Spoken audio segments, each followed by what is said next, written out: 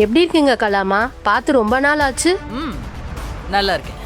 உங்க மருமக வந்து கூப்பிட்டதும் எங்களால தட்ட முடியல. அதுவும் உங்க வீட்டு விசேஷமாச்சே. அதான் இருக்கிற வேலையெல்லாம் ஒதுக்கி வச்சுட்டு இங்க வந்திருக்கோம். ரொம்ப சந்தோஷம். என் அத்தைய மதிச்சு இவ்ளோ பேர் வந்திருக்கீங்கல்ல.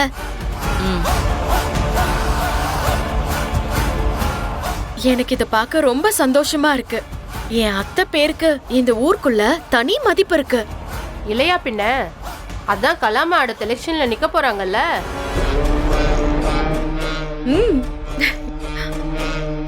உண்மையிலேயே உங்களுக்கு பெரிய மனசு கலாமா. சாதாரண குடும்பத்தை சேர்ந்த பொண்ணுன்னு தெரிஞ்சும் கூட கல்யாணம் நடந்துடுச்சுன்னு மன்னிச்சு வீட்டுக்கு மருமகளா கூட்டிட்டு வந்தீங்க பாருங்க. அதெல்லாம் எங்களுக்கு ரொம்ப சந்தோஷம். ஆனா அத்தைக்கு என் மேல அவ்ளோ பிரியம்.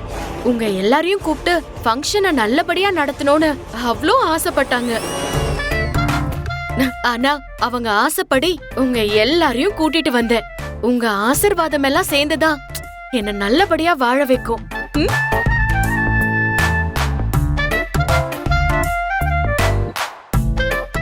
என்ன கலாமா பேச்சே காணோம்? அது ஒண்ணும் இல்ல, என் அத்தை சந்தோஷத்துல திக்குமுக்க ஆடி போய் நிக்கிறாங்க. இல்ல அத்தை, ஏன்னா அடுத்த வருஷம் எம்எல்ஏ எலெக்ஷன் வருதுல்ல, அதுல இவங்க நிக்க போறாங்கல்ல. உங்க ஓட்டெல்லாம் எவ்வளோ தூரம் முக்கியம்னு அவங்களுக்கு தெரியும். அதான் உங்க எல்லாரையும் பார்த்ததுல அவங்க ரொம்ப சந்தோஷமா இருக்காங்க. அப்படித்தானே அத்தை? என்ன கலாமா, இதெல்லாம் சொல்லியா தெரியணும்? எங்க ஓட்டெல்லாம் உங்களுக்கு தான். என் அத்தையோட நல்ல மனசு வேற யாருக்கும் வராதுங்க. நாங்களே இதே ஏரியாக்காரங்க.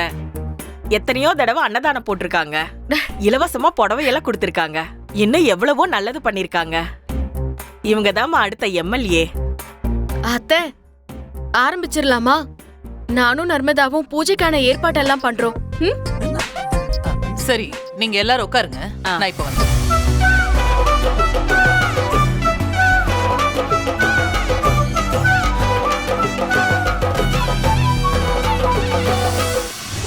ஒன்றும் இல்லைப்பா, எனக்கு 5 லட்சம் ரூபாய் பணம் தேவைப்படுது.